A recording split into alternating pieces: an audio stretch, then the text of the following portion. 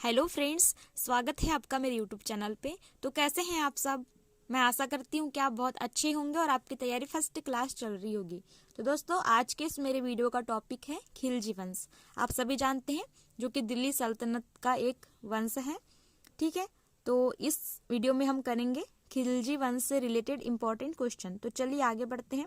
इससे पहले मैं कहना चाहूँगी कि अगर आप चैनल पे नए हैं तो चैनल को ज़रूर सब्सक्राइब करिएगा और अधिक से अधिक शेयर करिएगा। नया चैनल है दोस्तों, आपके सपोर्ट की बहुत ज़रूरत है, तो आप प्लीज़ सपोर्ट करिए। चलिए आगे बढ़ते हैं और पहला क्वेश्चन है खिलजी वंश की स्थापना किसने की? तो फ्रेंड्स, जो खिलजी वंश है उसकी स्थापना की थी जलालुद्दीन फिरोज खिलजी, है ना। फिरोज आप याद भी नहीं रखे तो चलता है, आप याद रखिएगा जलालुद्दीन खिलजी। ठीक है, तो इन्होंने स्थापना की थी खिलजी वंश की, तो आपको याद रख लेना है, इम्पोर्टेंट है। अगला है जलालुद्दीन खिलजी ने किसे अपनी राजधानी बनाया? तो आपको याद रखना है, थोड़ा सा डिफिकल्ट है लेकिन याद हो जाएगा। किलो खरी, जो जलालुद्दीन खिलजी है इसने अपनी राजधानी बनाया था किलो खरी को। ठीक है, तो अगला देखते हैं जलालुद्दीन खिलजी की हत्या किसने की थी और कब?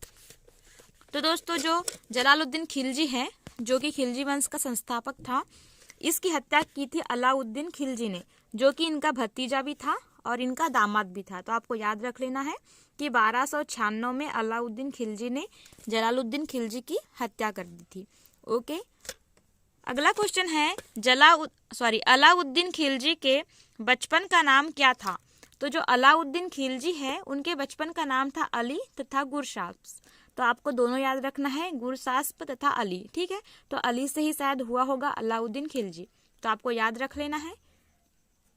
अगला प्रश्न है सेना को नगद वेतन देने एवं स्थायी सेना की नींव किस शासक ने रखी थी?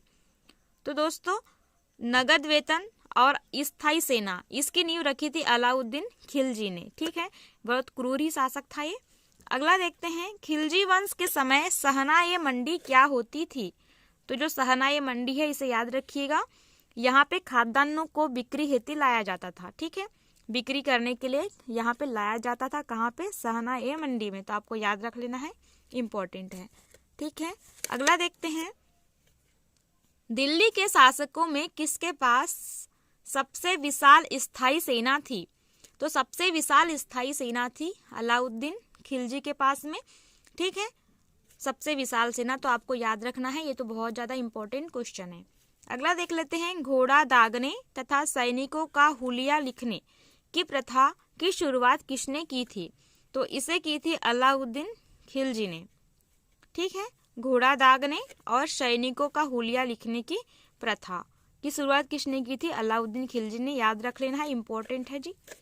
अगला देखते हैं दक्षिण भारत की विजय के लिए अलाउद्दीन खिलजी ने किसको भेजा था? तो इसका क्वेश्चन का आंसर है मलिक काफूर। आप सभी को याद रखना होगा, ये इंपॉर्टेंट है कि जब दक्षिण भारत की विजय के लिए अलाउद्दीन खिलजी का नेतृत्व किसने किया था?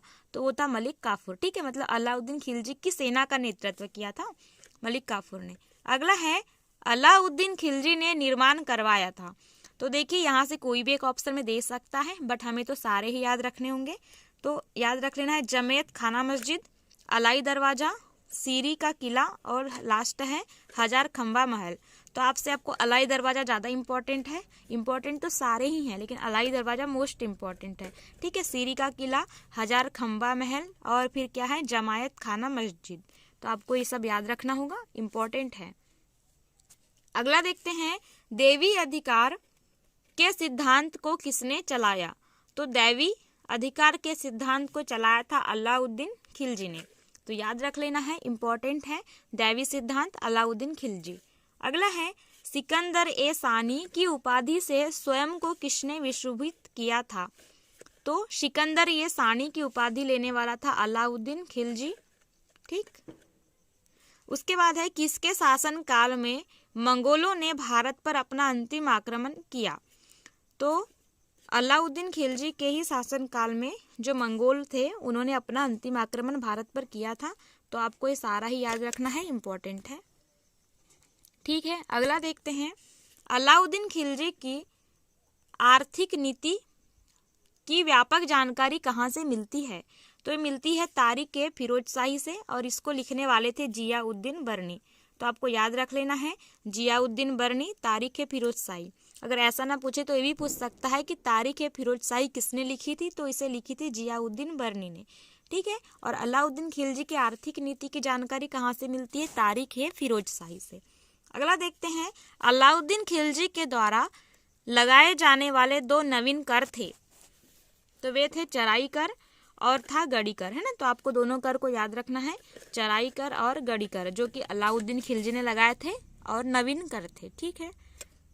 अगला देखते हैं, किस युद्ध का नेतृत्व स्वयं अलाउद्दीन खिलजी ने किया था, तो जो 1301 में किया था रणथंबोर, इस युद्ध का नेतृत्व स्वयं किया था अलाउद्दीन खिलजी ने। और रणथंबोर की तरफ से जो लड़ रहे थे हमीर देव, है ना, जो कि बहुत हठी थे। अगला देख लेते हैं, रेहला कृति के लेखक कौन हैं, तो रेहला एक किताब का नाम है और उन्हें लिखा है इब्न बतूता ने। ठीक है। तो फ्रेंड्स, आज के क्वेश्चन समाप्त होते हैं, इतने ही थे क्वेश्चन। मिलते हैं अगले वीडियो में नए टॉपिक के साथ में और नए क्वेश्चंस के साथ में। आज के लिए लास्ट तक बने रहने के लिए धन्यवाद। और फ्रेंड्स, अगर चैनल पे नए हैं तो ज़रूर सब्सक्राइब करिएगा और अधिक से अधिक शेयर करिएगा। Okay, thank you.